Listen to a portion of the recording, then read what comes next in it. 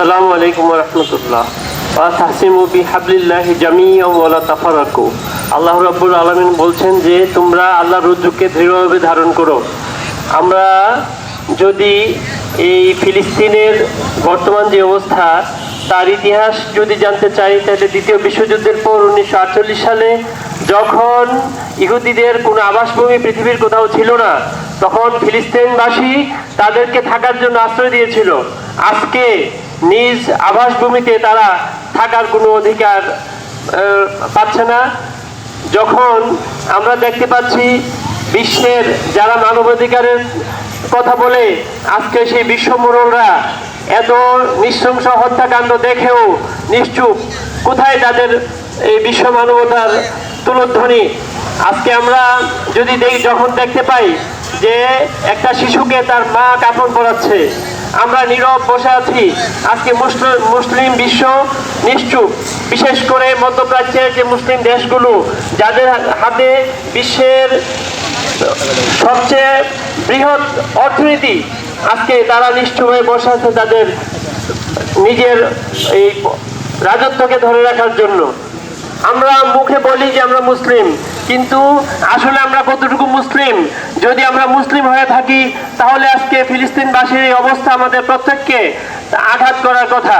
কিন্তু আজকে আমরা বাংলাদেশ থেকে হয়তোবা তাদের জন্য কোনো ভূমিকা নিতে পারবো না, কিন্তু আমরা তাদেরকে আর্থিক সহযোগিতা দিয়ে, তাদেরকে ত্রাণ দিয়ে, তাদেরকে আমাদের এই মৌখিক যে সমর্থন, আজকে আমরা যে প্রসেসন করছি, এটা দিয়েও তাদের পাশে আমরা দাঁড়াতে পারি। বিশেষ করে যেই ইসরায়েলি পণ্য আমরা দৈনন্দিন ব্যবহার করি, আমরা যদি এগুলো পরিহার করতে পারি, তাইলে তাদের অর্থনীতির উপর কিছুটা প্রভাব পড়বে। এই যে একটা প্রতিবাদ। আমরা আজকে যদি তাকাই, তাহলে বিশ্বের বিভিন্ন দেশ, ফ্রান্স, জার্মানি, আমেরিকা, বিভিন্ন জায়গায় মুসলিম অমুসলিম নির্বিশেষে প্রশাসন হচ্ছে এই ফিলিস্তিনের অবস্থা থেকে পরিত্রাণের জন্য, কিন্তু বিশ্ব মোড়লরা সেদিকে দৃষ্টিপাত করছে না। আজকে আমাদের মুসলিম বিশ্বের যে নেতা যারা কয়েকজন আছেন, তারাও নিরুপায়। বিশেষ করে এরদোগানের দিকে তাকালে সে এখন ভূমিকা নেওয়ার মতো কোনো পজিশনে নাই।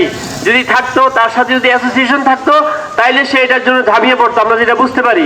তাইলে আজকে আমরা যদি সারা বিশ্ব থেকে মুসলমানরা একত্রতা ঘোষণা করি, তাহলে হয়তো আল্লাহ আমাদের জন্য কোনো একটা ভালো খবর নিয়ে আসতে পারেন। এবং আমরা জানি যে আমাদের যে দ্বিতীয় কেবলা, সেই কেবলাকে রক্ষা করার জন্য ফিলিস্তিনের মানুষরা এই দীর্ঘদিন যাবৎ আত্মহুতি দিয়ে যাচ্ছে, কিন্তু তারা পিছপা হচ্ছে না। এই রমজান মাসে এত নির্যাতনের পর, এত হত্যাযজ্ঞের পরেও তারা রোজা রেখেছে। আমরা দেখেছি কিভাবে এই মসজিদুল আকসায় তারা সিয়াম পালন করেছে, এই সালাত আদায় করেছে। আজকে আমাদের এই দুরবস্থার জন্য মুসলিম বিশ্বের নেতারাও কম দায়ী নয়।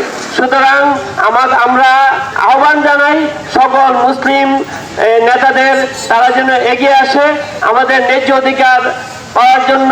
আমরা ফ্রি এবং স্বাধীন প্যালেস্টাইন চাই, এবং তাদেরকে আমরা এই নির্যাতন থেকে এই মুহূর্তে এই নির্যাতন বন্ধ করতে চাই। এই বলে আমি আমার বক্তব্য শেষ করছি। আসসালামু আলাইকুম।